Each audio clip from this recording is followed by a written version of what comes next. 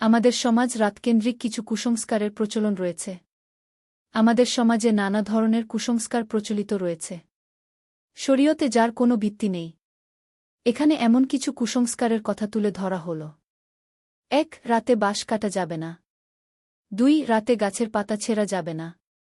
৩. রাতে নখ, চুল, গোঁফ ইত্যাদি কাটা যাবে না। ৪. রাতে কোনো প্রকার ফলফসল তোলা যাবে না ইত্যাদি। অনেক এলাকার মানুষের মাঝেই এগুলো এবং রাতকেন্দ্রিক এরকম আরও কিছু বিষয়ের প্রচলন রয়েছে। কিন্তু এসব মনগড়া কথা, শরীয়তে এর কোনো ভিত্তি নেই। কুরআন হাদিসের কোথাও এ ধরনের কোনো নিষেধাজ্ঞা নেই। সুতরাং এ ধরনের বিশ্বাস পোষণ করা যাবে না। এগুলো মানুষের দৈনন্দিন জীবনের সাথে সম্পৃক্ত বিষয়। কারো যদি দাফন ইত্যাদি কাজের জন্য রাতেই বাঁশ কাটার প্রয়োজন হয়, তিনি কি তাহলে সকাল পর্যন্ত অপেক্ষা করবেন?